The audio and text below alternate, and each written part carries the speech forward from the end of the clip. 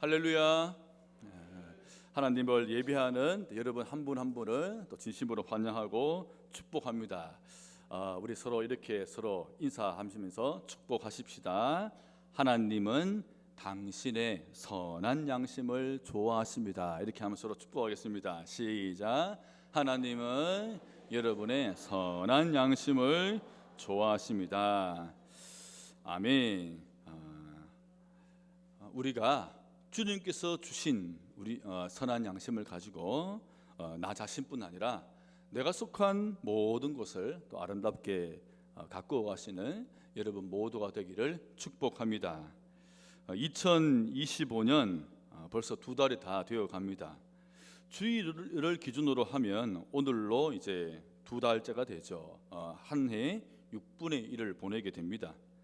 우리가 함께 새해에 새롭게 결심도 하고 다짐도 하고 이렇게 나아왔지만 올 한 해도 우린 여전히 작년과 또 비슷한 그런 삶의 상황에서 살아가야 합니다.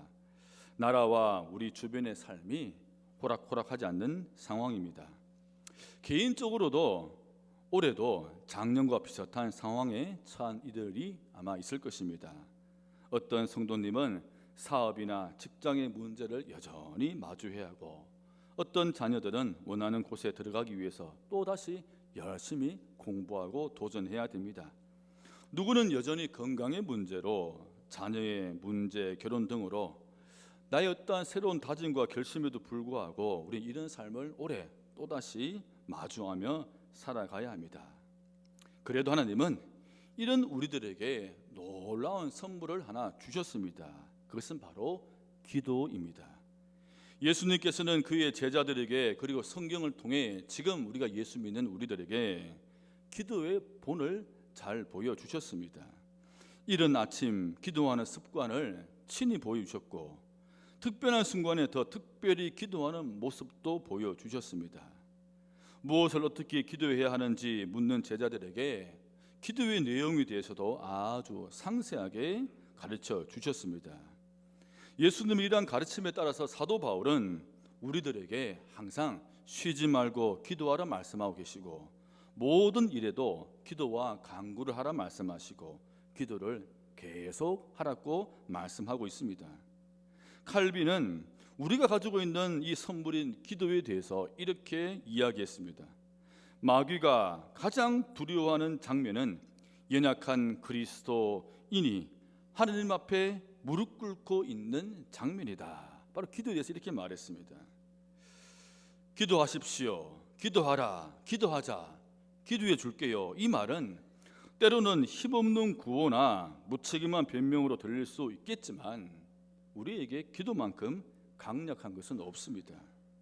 기도는 말씀과 더불어 성도가 이 땅에서 살아가는데 필요한 가장 강력한 무기이며 우리의 삶의 기술입니다. 하나님의 말씀과 기도로 거룩하여짐이라는 성경 말씀처럼 우리가 하나님께 기도하며 산다는 것은 그리스도인답게 하는 것입니다. 제가 이 기도에 대해서는 너무나 중요하기 때문에 1년에 여러 번 설교를 해왔습니다. 기도를 우리가 규칙적으로 해보자, 기도를 습관적으로 하자라고도 말씀을 드렸습니다. 기도의 시간을 좀 많이 가져보자. 10분, 30분을 넘어서 우리는 성도라면 1시간을 해보자, 이렇게 한번 말씀드리는 것도 있습니다. 특별한 상황에서 특별한 순간에 오면 더 특별하게 우리가 한번 기도도 해보자라고 또 이야기했습니다. 오늘 이 시간에는 하나님께서 특별히 더 기뻐하시는 기도의 우선순위에 대해서 한번 생각해 보려고 합니다. 그래서 올해는 하나님께서 기뻐하시는 기도를 우리 모두가 잘 드려서 주님을 기쁘시게 할 뿐만 아니라 그것이 우리를 더욱더 행복하게 하는 그런 올 한 해 삶이 되기를 축복합니다. 첫 번째입니다. 하나님이 더 좋아하시고 기뻐하시는 기도는 첫 번째, 하나님 알기를 원하는 기도입니다. 오늘 본문 에베소서 1장 17절 19절 말씀을 제가 세 번역으로 읽어드립니다. 우리 주 예수 그리스도의 하나님이신 영광의 아버지께서 지혜와 계시의 영을 여러분에게 주셔서 하나님을 알게 하시고 여러분의 마음의 눈을 밝혀 주셔서 하나님의 부르심에 속한 소망이 무엇이며 성도들에게 베푸시는 하나님의 영광스러운 상속이 얼마나 풍성한지를 여러분이 알게 되기를 바랍니다. 또한 믿는 사람들인 우리에게 강한 힘으로 활동하시는 하나님의 능력이 얼마나 엄청나게 큰지를 여러분이 알기 바랍니다. 여러분, 이 말씀은 바울이 에베소 교인들을 향해서 끊임없이 가장 먼저 하는 기도의 내용입니다. 바울은 이 기도 내용 가운데 안다라는 말을 3번이나 반복해서 사용하고 있습니다. 먼저 17절에 보니까 성도들이 하나님을 알기를 기도하고 있다라고 했습니다. 다음으로 18절에 보니까 우리에게 베푸시는 하나님의 풍성함을 알기를 기도한다고 했습니다.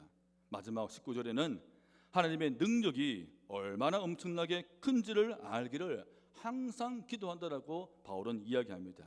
즉, 바울은 에베소 교인들이 무엇보다도 하나님에 대해서 알기를 항상 최우선적으로 기도하고 있었습니다.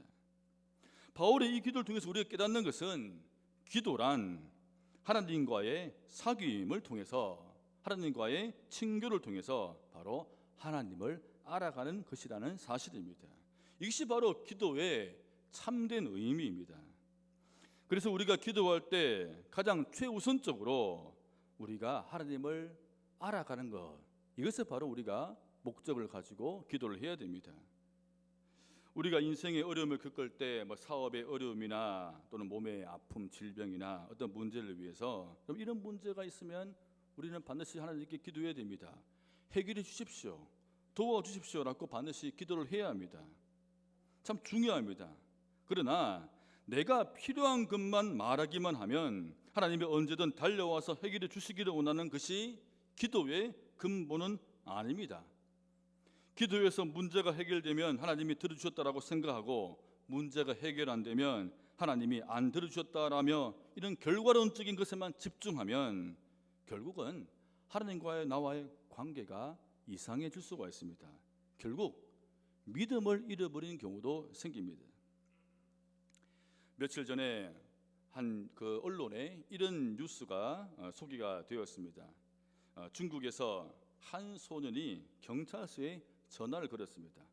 도둑이 집에 들어와 제 돈을 훔쳤다라고 신고를 한 것입니다.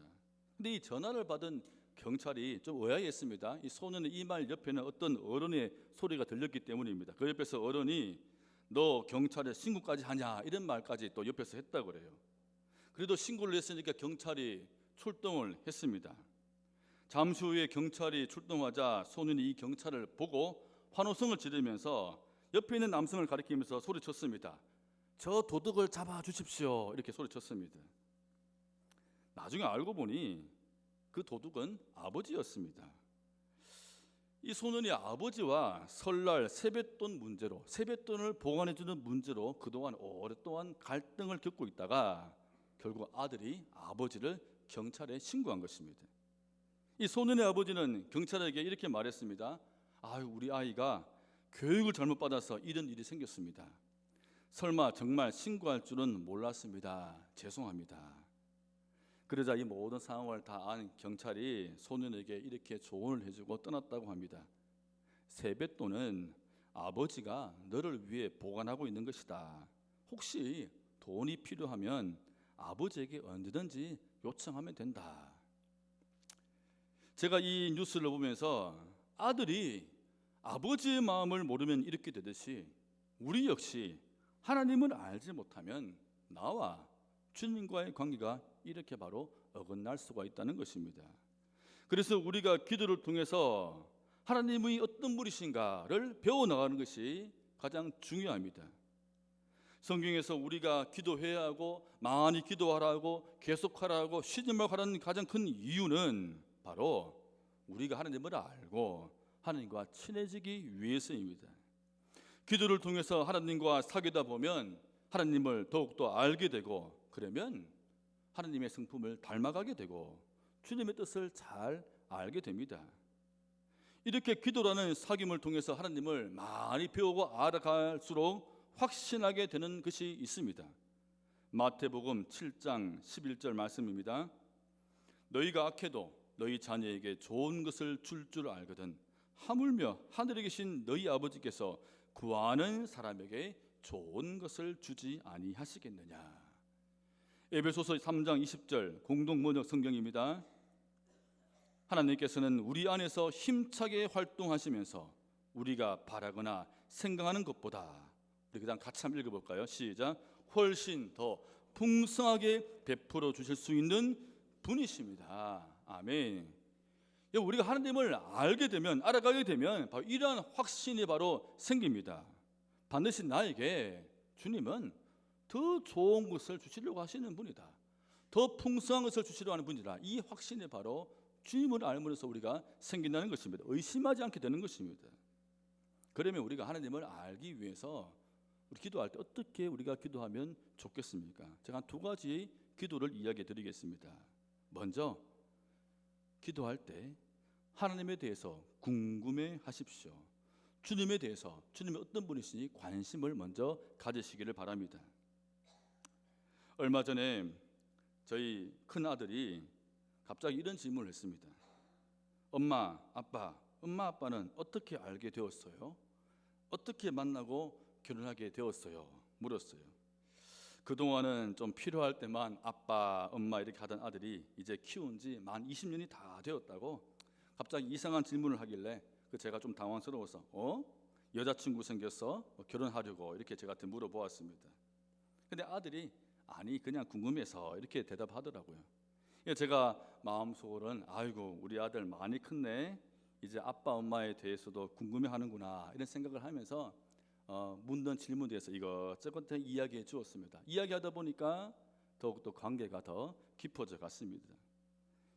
이처럼 우리가 하나님에 대해서 궁금해야 합니다. 성경에서 하나님이 하신 일에 대해서 우리가 궁금해야 하고, 예수님의 말씀에 대해서 우리 관심을 가지고 우리가 먼저 주님께 물어야 합니다. 그럴 때 우리는 하나님을 더 알게 되고 나와 주님과의 신뢰의 관계가 바로 더 깊어집니다. 또한 이렇게 기도하십시오. 주님, 제가 구하는 것을 통해서 하나님을 더욱더 알게 해 주십시오. 요즘에 제가 올해 우리 성도들이 신년 기도 제목을 드린 것을 보면서 제가 이렇게 기도하고 있습니다. 참 제가 기도문을 보면서, 여러분들 기도 내용을 보면서 많은 은혜를 받고 있습니다. 이런 많은 분들이 기도의 제목 가운데 이런 제목들이 있었어요. 제가 한번 읽어드리겠습니다. 하나님, 하나님을 더 사랑하는 한 해가 되게 하소서. 주님, 더욱 가까이 하게 해 주세요. 올해는 하나님께 더욱 열심을 내는 한 해가 되기 원합니다. 하나님을 많이 알고 경험해서 삶이 변화되게 하소서. 주님, 사랑하는 자녀들이 하나님을 더 깊이 알아가게 하시고 더 많이 사랑하게 하소서. 정말 멋진 기도구나, 우리 주님이 정말 기뻐하실 거야, 이런 생각이 들었습니다. 여러분, 항상 무엇보다 기도하면서 주님을 알기를 사모하며 기도하시기를 바랍니다. 특히 어떤 중요한 문제가 있고 중요한 결정을 하기 전에 반드시 이렇게 기도해 보시기 바랍니다. 주님, 제 생각은 이러한데요, 주님의 생각은 어떠한지요? 이렇게 한번 상담을 해 보십시오. 그러면 무엇보다 나와 주님과의 관계가 더 깊어질 것입니다. 사랑하는 성도 여러분, 우리가 기도를 통하여 주님을 더욱더 가까이 하고 더 깊이 하는 우리 모두가 되셔서 우리를 향한 하나님의 이 풍성하심을 올해 많이 경험하는 우리 복된 여러분 다 되시기를 축복합니다. 두 번째, 하나님이 정말 기뻐하시는 기도, 더 기뻐하시는 기도는 나라와 위정자들을 위한 기도입니다. 오늘 본문 디모데전서 2장 2절 말씀입니다. 왕들과 높은 지위 있는 모든 사람을 위해서도 기도하십시오. 그것은 우리가 경건하고 품위 있게 조용하고 평화로운 생활을 하기 위함입니다. 우리 하나님이 참 기뻐하시는 기도는, 우리의 기도는 왕들과 높은 지위 있는 모든 사람들, 즉 나라와 위정자들을 위한 기도입니다. 그 이유를 우리가 경건하고 품위 있게 조용하고 평화로운 생활을 하기 위함이라고 했습니다. 나라의 평화는 나의 삶과 밀접하게 연결되어 있습니다. 위정자들이 나라를 잘 다스려야 우리의 삶이 편안하고 우리의 신앙생활이 평안하기 때문입니다. 하나님은 성경에서 우리들이 나라가 어렵고 힘들 때 이렇게 기도하라고 말씀하셨습니다. 역대하 7장 14절 15절입니다. 내 이름으로 일컫는 나의 백성이 스스로 겸손해져서 기도하며 나를 찾고 악한 길에서 떠나면 내가 하늘에서 듣고 그 죄를 용서하여 주며 그 땅을 다시 번영시켜 주겠다. 이제 이곳에서 드리는 기도를 내가 눈을 뜨고 살필 것이며 귀담아 듣겠다. 이 주님의 말씀처럼 성경을 보면 나라가 어렵고 힘들 때마다 백성들은 누구나 할 것 없이 광장계에 나와서 성전에 모여서 하나님께 기도했습니다. 회개하면서 탄원을 드렸습니다. 하나님, 우리를 불쌍히 여겨 주십시오. 주님, 제가 잘못했습니다. 참으로 어려운 상황에 처했습니다. 이 나라를 돌아보십시오. 도와주십시오. 이번 주말인 토요일은 제106주년 3.1절입니다. 1919년 3월 1일 대한독립 만세운동이 시작되었습니다. 그런데 그 만세운동의 중심에는 바로 교회와 우리 그리스도인들이 있었습니다. 우리 바로 포항 우리 교회 앞마당에도 바로 경북지방에서 3월 11일 가장 먼저죠. 대한독립 만세운동, 우리 성도들을 중심으로서 이 만세운동이 시작이 되었습니다. 살맛 잃어버린 우리나라 땅에 살맛 나는 세상을 만들고자 우리의 믿음의 선조들은 주님의 뜻을 이루기 위해서 온 힘과 뜻을 다 바쳤습니다. 그것은 어둠의 권세를 대표하는 일본 제국주의와 이 땅의 공중권세 자본자를 저항하는 운동이었습니다.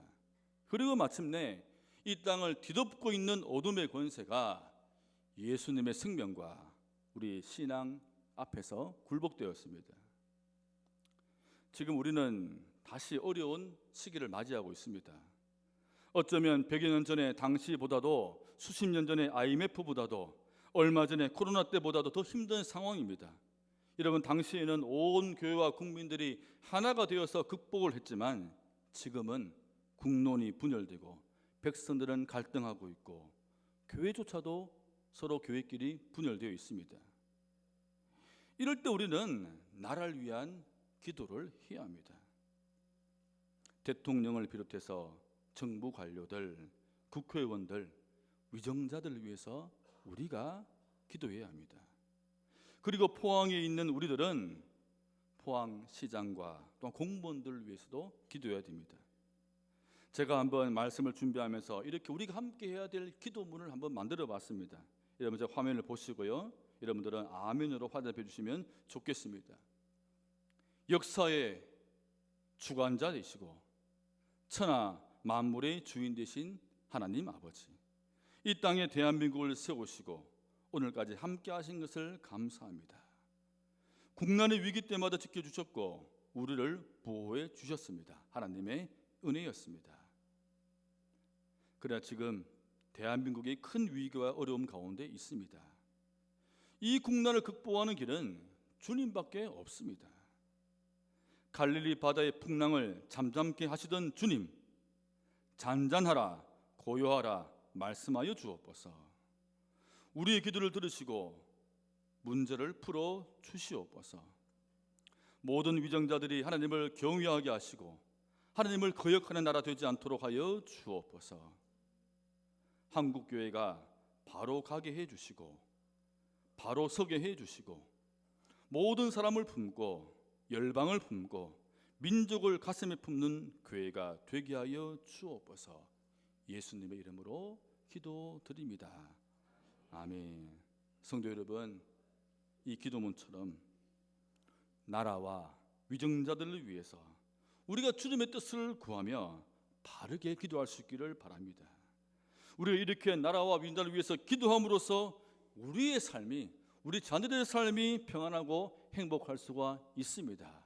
여러분, 기도하는 우리 교회 여러분 되시기를 축복합니다. 마지막 세 번째입니다. 하나님이 정말 더 기뻐하시는 기도는 모든 사람을 위한 기도입니다. 디모데전서 2장 1절입니다. 그러므로 나는 무엇보다도 먼저 모든 사람을 위해서 하나님께 간구와 기도와 중보 기도와 감사 기도를 드리라고 그들에게 권합니다. 바울은 모든 사람을 위해서 네 가지 기도를 꼭 하라고 권면하고 있습니다. 간구, 기도, 중보, 감사 기도입니다. 이 네 가지는 모두 기도의 내용을 말하는데 새 한글 성경은 더 구체적으로 쉽게 이렇게 번역을 했습니다. 첫 번째 간구는 탄원 또는 요청의 기도입니다. 두 번째 기도란 여기서는 약속, 서원의 기도입니다. 주님 응답해 주시면 제가 이렇게 하겠습니다. 약속하는 거죠. 세 번째 중보는 말 그대로 중재하는 기도입니다. 마지막은 감사의 기도입니다. 근데 이 구절에서 더 중요한 말은 바로 앞부분에 있습니다. 나는 무엇보다도 먼저 모든 사람을 위해서입니다. 바울은 우리가 기도할 때 가장 우선적으로 모든 사람, 즉 나 외에 다른 사람을 위해서 먼저 하나님께 요청도 하고 탄원도 하고 약속 기도도 드리고 중재 기도도 하고 감사 기도할 것을 권면하고 있습니다. 나 자신보다는 나의 삶의 영역 안에서 함께 생활하는 모든 사람을 위해서 더욱더 이렇게 간절하게 구체적으로 기도하라는 것입니다. 그렇게 하는 것이 그 사람을 위해서도 있지만 바로 결국 우리 삶의 평안과 행복을 위해서라는 것입니다. 공감하는 유전자라는 책에서는 인간의 유전자는 이기적인 유전자가 아니라 공감하는 유전자라고 이렇게 밝혔습니다. 우리가 좋은 삶을 살 수 있는 능력이 우리 안에 있는 공감하는 유전자의 활성화에 있다는 것을 과학적으로 보여주는 책입니다. 즉 우리가 의미 있고 가치 중심적이고 공동의 삶을 지향할 때 우리에게 이로운 유전자 활동을 이끌어내어서 스트레스 호르몬을 낮추고 또 행복 호르몬 분비를 촉진시킵니다. 염증 관련 유전자 활동이 줄어들고 여러 질환들의 위험을 낮추어 줍니다. 결국 우리가 건강하고 좋은 삶을 살 수 있도록 해준다는 것입니다. 제가 이 책을 읽으면서 느낀 점이 있습니다. 우리가 다른 사람 모든 사람을 위해서 기도하면 할수록 내 삶이 더욱더 건강해지는 것이구나. 내가 더 행복해지고 내가 더욱더 좋은 삶을 살 수 있겠구나라는 그런 생각이 들었습니다. 그래서 우리는 우리의 좋은 삶을 위해서라도 먼저 다른 사람 위해서 기도해야 됩니다. 먼저 우리의 일터를 위해서 기도해야 됩니다. 나와 가족이 다니는 직장의 대표를 위해서, 상사들을 위해서 그들이 잘 되고 평안하기를 기도해야 합니다. 그리고 내가 오가며 마주하는 분들을 위해서도 우리는 기도해야 됩니다. 이들을 위해서 내가 대신 간절히 부르짖고 때론 그들의 죄를 위해서도 회개도 하고 그들이 잘 되기를 기도하고 그들이 구원받기를 기도하고 그들을 나에게 부르심을 감사하면서 기도해야 합니다. 여러분 우리가 자녀들을 위해서 할 수 있는 최고의 것 중에 하나는 바로 기도입니다. 여러분 내 자녀의 건강, 내 자녀의 지혜를 위해서 우리는 당연히 기도해야 됩니다. 하지만 그러나 가장 최우선적으로 우리가 정말 자녀를 위한다면 자녀가 다니는 학교, 직장, 선생님, 동료, 선후배를 위해서 우리가 더욱더 기도해야 됩니다. 내 아이의 건강만 기도하지 말고 내 자녀가 오늘 학교에서 만나는 선생님과 친구들의 건강을 위해서 열심히 기도해야 됩니다. 그러면 내 아이의 건강은 자연스럽게 따라올 것입니다.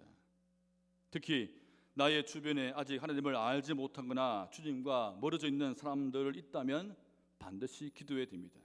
디모데전서 2장 4절입니다. 하나님께서는 모든 사람이 다 구원을 얻고 진리를 알게 되기를 원하십니다. 제가 1월 셋째 주일에 원래 우리의 목표 중 하나 앞에 있는 전도 결심에 대한 설교를 하면서 우리가 먼저 기도부터 해보자라고 했습니다. 그들을 위해서 우리가 3명 꼭 기도하자라고 했습니다. 오늘 여러분 나누어드리는 그 종이를 여러분 그냥 외면하지 마시고 품고 먼저 기도할 수 있기를 바랍니다. 이름을 몰라도 좋습니다. 정말 그들의 삶이 평안하기를, 정말 그들이 무엇보다 행복하기를 기도하고 그들이 하나님을 알아서 우리와 함께 기쁨을 누리도록 여러분 기도할 수 있기를 바랍니다. 그래서 저는 새 생명 기도팀을 만들려고 합니다. 여러분이 낸 기도 명단 많은 사람들이 함께 여러분 기도해 줄 것입니다. 사랑하는 성도 여러분, 올해는 또는 이제부터는 내가 만나고 함께 지내는 사람들을 위해서 정말 그들이 행복하기를 잘 되기를 매일 기도해 보십시다. 그래서 내가 얼마나 행복해지는지를 경험하는 우리 한 해가 되기를 축복합니다.